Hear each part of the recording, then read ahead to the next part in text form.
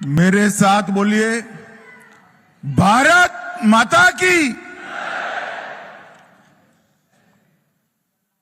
जरा जोर से बोलना पड़ेगा। शिवाजी महाराज का जयकारा हम सब लगाएंगे। मेरे साथ बोलिए, जय जय जय जय जय शिवाजी, जय जय जय जय जय भवानी। मंच पर उपस्थित महाराष्ट्र शासन के लोकप्रिय मुख्यमंत्री श्रीमान देवेंद्र फडणवीस जी,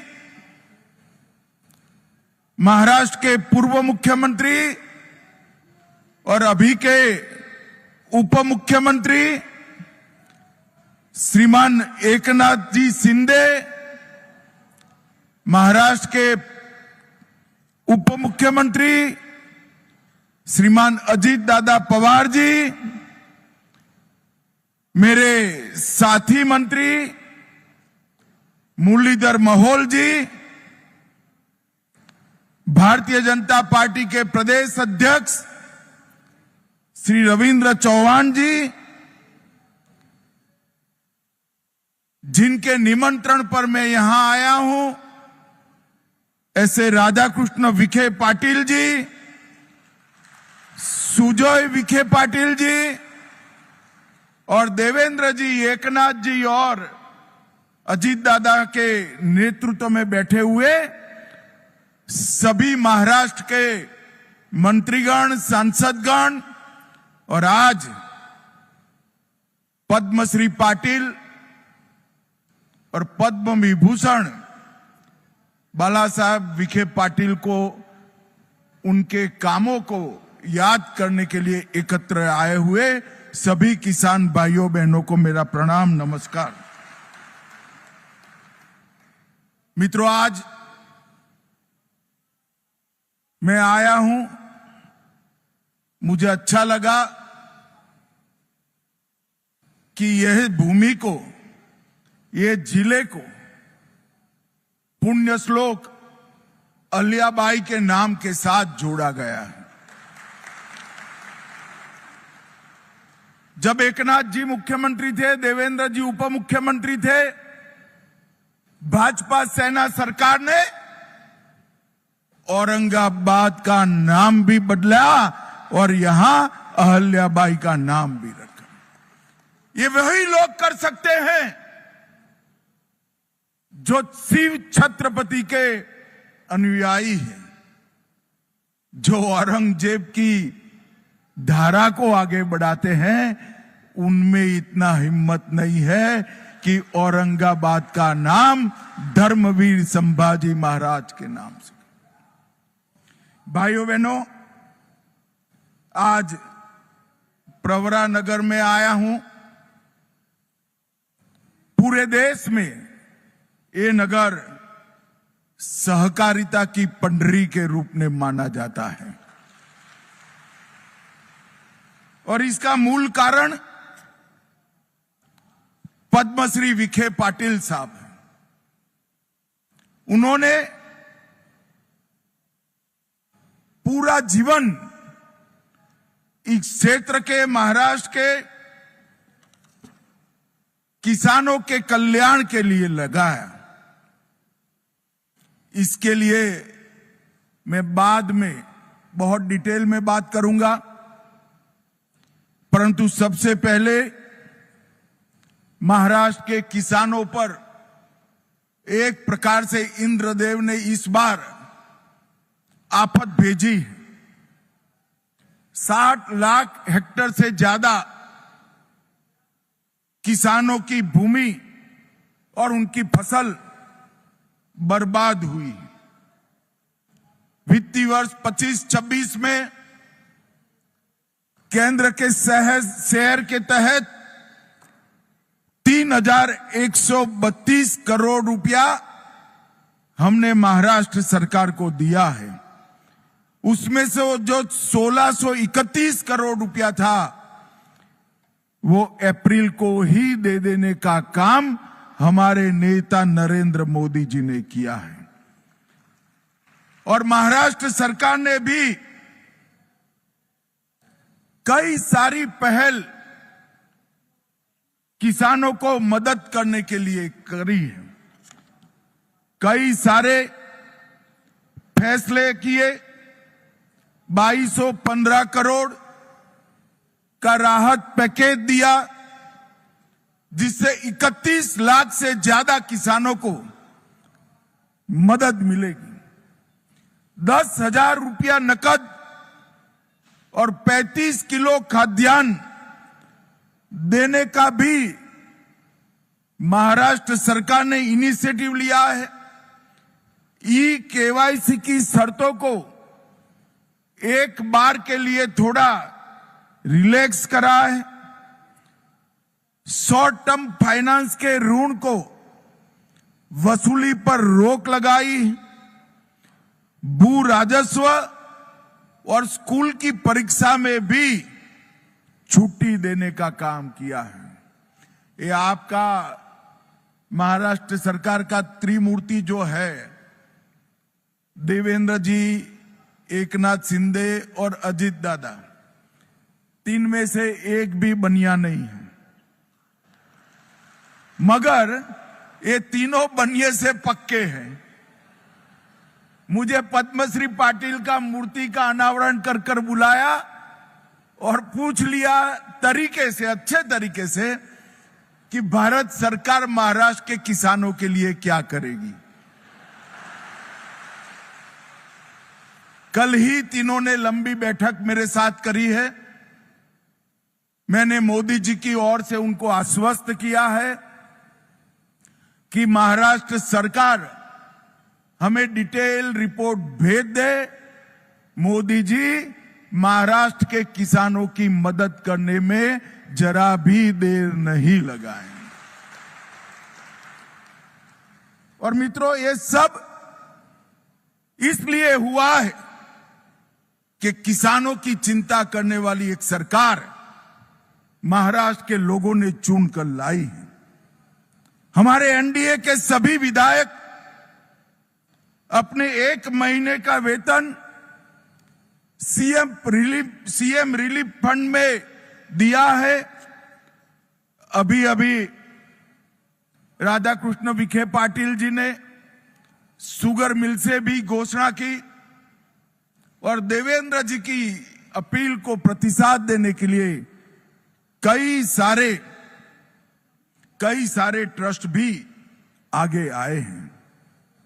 भाइयों बहनों, आज यहां मेरे आने का एकमात्र कारण है पद्मश्री डॉक्टर विठ्ठलराव विखे पाटिल और डॉक्टर बाला साहब विखे पाटिल के पुतले का, आदमकद से भी ऊंचे पुतले का अनावरण करना और उनको कार्य की अंजलि देना। डॉक्टर विठ्ठलराव विखे पाटिल जी भारत के सहकारिता के आद्य पुरुषों में से एक। महाराष्ट्र के सहकारिता का इतिहास उठाकर जब अभ्यास करते हैं, पद्मश्री विखे पाटिल, धनंजय राव गाडगिल और वैकुंठ भाई मेहता, ये त्रिपुटी ने महाराष्ट्र के किसानों के लिए सहकारिता की नींव डालने का काम किया। और पद्मश्री पाटिल ने समग्र दुनिया में एक प्रकार से सबसे पहला कोऑपरेटिव साकर कारखाना डालने का काम हमारे पद्मश्री पाटिल ने किया। और इसके कारण न केवल महाराष्ट्र, गुजरात, कर्नाटक, उत्तर प्रदेश, कई राज्यों के किसान समृद्ध हुए हैं। और साकर कारखाना, उसका मुनाफा व्यापारी के घर में जाने की बजाय किसानों के बैंक अकाउंट में जाने की व्यवस्था आज देश में बनी है। तो उसके पुरोधा, इसके स्थापक डॉक्टर विठ्ठलराव विखे पाटिल जी थे। मैं आज वो महान आत्मा को मनपूर्वक याद करना चाहता हूं। उनके ही सुपुत्र डॉक्टर बाला साहब विखे पाटिल जी, इन्होंने कोऑपरेटिव को तो मजबूत किया, मगर कोऑपरेटिव इंस्टीट्यूशन के माध्यम से शिक्षा, स्वास्थ्य और ग्रामीण विकास, ये तीनों क्षेत्र के अंदर कोऑपरेटिव का मुनाफे से विकास करने की एक नई परंपरा बाला साहब विखे पाटिल ने डाली। 8 दशकों से अधिक लंबे अपने जीवन में 7 बार सांसद चुनकर आए और अटल जी की सरकार में उन्होंने बहुत अच्छे से काम भी किया। मैं 2 बार उस वक्त उनको मिला था। हमारे गुजरात में एक माधुपुरा कोऑपरेटिव बैंक डूब गई थी, तब वो वित्त मंत्री का काम संभाल रहे थे, एमओएस वित्त थे। हम उनके पास गए थे, उनकी महत्वपूर्ण भूमिका थी आरबीआई को एक revival package Madhupura mercantile cooperative bank को देने के लिए, और यह इतना बड़ा योगदान था जिसके कारण 225 कोऑपरेटिव बैंक गुजरात के बच गए थे और बड़े संकट से उभर कर बाहर आए। इसलिए मैं डॉक्टर बाला साहब विखे पाटिल जी को भी बहुत मनपूर्वक इस समारंभ में याद करना चाहता हूं, और उनका जो पुतला लगा है वो चौक को, वो स्थान को पद्म सम्मान का बहुत अच्छा नाम देने का काम राधा कृष्ण विखे पाटिल जी और सुजोय ने किया है। इसके लिए भी मैं उनको बहुत बहुत धन्यवाद देता हूं। मित्रों, आज डॉक्टर विठ्ठलराव विखे पाटिल सहकारी चीनी कारखाने का नवीनीकरण भी हुआ है। जब 50-51 में एक कारखाने की स्थापना हुई, तब 50 टन गन्ना प्रतिदिन की क्षमता से शुरू हुई थी और आज 72 टन गन्ना प्रतिदिन ये प्रोसेस करता है, और आने वाले समय में 7200 मैट्रिक टन प्रतिदिन से आगे बढ़कर 15,000 टन प्रतिदिन तक एक क्षमता का विस्तारण होगा। जब मोदी जी ने सहकारिता मंत्रालय की स्थापना की, तब सहकारिता क्षेत्र में सहकारी चीनी मिलों को मजबूत करने के लिए एनसीडी की योजना आई, और जो अच्छे यूनिट थे उसको हमने फाइनेंस किया, और उसी में से ही आज डॉक्टर विठ्ठलराव विखे पाटिल सहकारी चीनी कारखाने का विस्तरण हो रहा है। और मित्रों, ये शुगर मिल ने अल्कोहल डिस्टिलेशन संयंत्र जो 70 में लगाया, 15 KLPD की इनकी क्षमता थी, आज 92 KLDP का हुआ है, और हमने 240 KLDP ले जाने की उनको मंजूरी दे दी। इथेनॉल संयंत्र 20 KLDP का था, अब 150 KLDP का हुआ है। बायोगैस प्लांट 12,000 क्यूबिक मीटर पर दिन था, अब 30,000 तक काम करता है, और को जनरेशन प्लांट 30 मेगावाट से 68 मेगावाट तक पहुंचा है। और मित्रों, प्रेस मड से जैविक खाद 75 मैट्रिक टन ये कारखाना बनाता है, जो ऑर्गेनिक खेती को आगे बढ़ाएगा।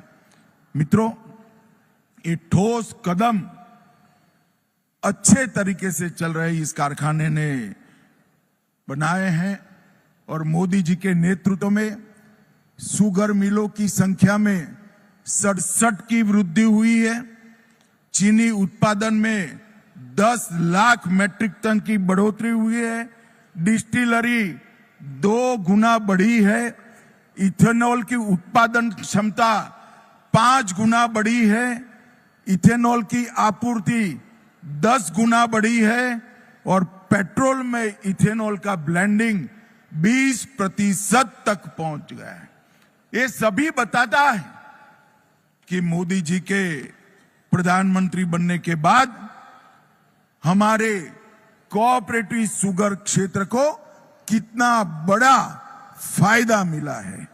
मित्रों, एक्सपोर्ट सब्सिडी से लेकर सबसे बड़ी बात जो देवेंद्र जी और दोनों उप मुख्यमंत्री ने बताया, किसानों का 10,000 करोड़ से ज्यादा इनकम टैक्स को माफ करने का काम भारतीय जनता पार्टी की मोदी सरकार ने।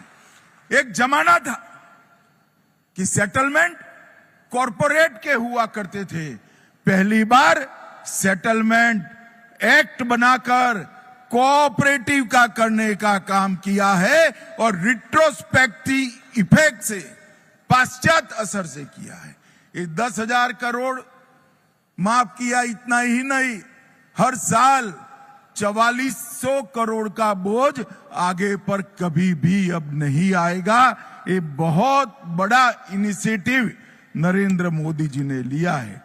मित्रों, आज मैं यहां आया हूं तब सहकारिता शुगर कारखानों को, सारों को एक अपील करना चाहता हूं कि आपके इथेनॉल संयंत्र को मल्टी फीड इथेनॉल संयंत्र बनाएं।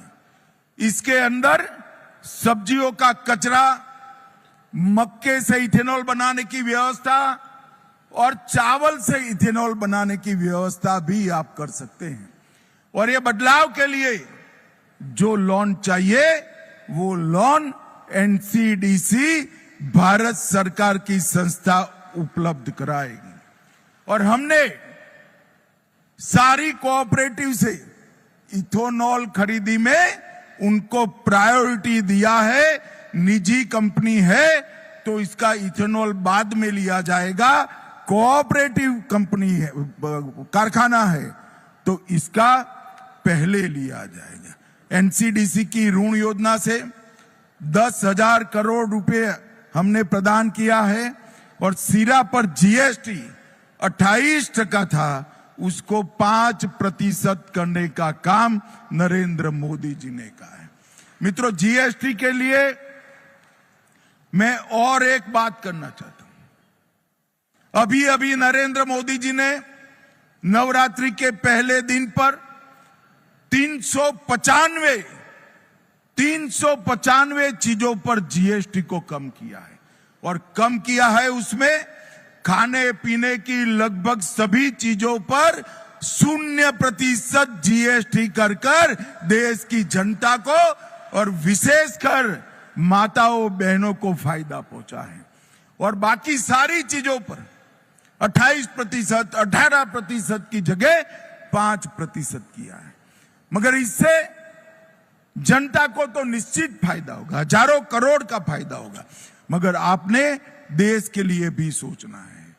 मोदी जी ने आह्वान किया है कि 140 करोड़ की जनता इस दीपावली पर्व के पहले एक संकल्प ले कि हम सबके घर में कोई विदेशी चीज नहीं आए। अगर 140 करोड़ लोग ये संकल्प लेते हैं, भारत के व्यापारी ये संकल्प लेते हैं कि भारत में बनी हुई चीजों का ही हम व्यापार भी करेंगे, उपयोग भी करेंगे। अगर इतना हो जाता है तो 2047 के पहले भारत विश्व में सबसे 1 नंबर के स्थान पर पहुंच सकता है। पूरी दुनिया भर के लोगों को उत्पादन के लिए भारत में आना पड़ेगा, क्योंकि भारत के पास 140 करोड़ आबादी का मार्केट है। मगर ये मार्केट तभी भारत के उपयोग में आ सकता है कि हम सब तय करें कि हमारे परिवार में स्वदेशी चीजों का ही उपयोग होगा। मित्रों, मैं सहकारी चीनी मिलों को भी कुछ कहना चाहता हूं। नॉन क्रशिंग सीजन में भी सहकारी चीनी मिलें मल्टीफीड इथेनॉल का उत्पादन करें, फ्रोजन वेजिटेबल, फ्रोजन फ्रूट्स और जूस, फ्रूट पल्प, इस तरह की चीजें बनाने का भी हम एक्सपांशन करें और नेफेड और एनसीसीएफ के साथ अनुबंध कर हम सहकारी चीनी मिलों को मल्टी डायमेंशनल बनाए। मित्रों, इथेनॉल के ब्लेंडिंग से सहकारी चीनी मिलों का बैलेंस शीट बदला है। अब आपके पास पूंजी अर्जित होगी।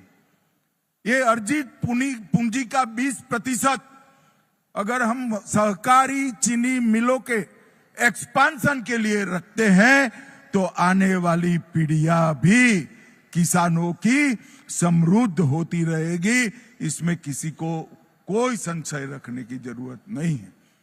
मैं आज यहां आया हूं तब फिर से एक बार सुजोय विखे पाटिल और राधाकृष्ण विखे पाटिल जी का बहुत बहुत धन्यवाद करना चाहता हूं मित्रों, क्योंकि ये दोनों महानुभाव जिनका मूर्ति लगाया गया है, पद्मश्री पाटिल और पद्म विभूषण बाला साहेब विखे पाटिल का, इनका सहकारिता में, ग्रामीण विकास में और किसानों के कल्याण में बहुत बड़ा योगदान था। इसलिए मुझे इस पुण्य कार्य में मिलने का, इसमें हाथ बटाने का आपने मौका दिया, इसलिए आपका बहुत बहुत धन्यवाद। मेरी अनेक अनेक शुभकामनाएं। वंदे मातरम।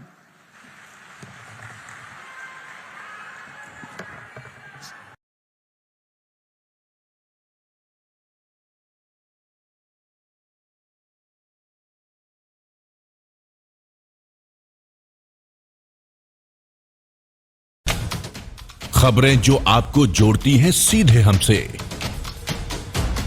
जिनका आपकी जिंदगी पर होता है सीधा असर। खबरों की वही तस्वीर, बिना बदले, बिना डरे।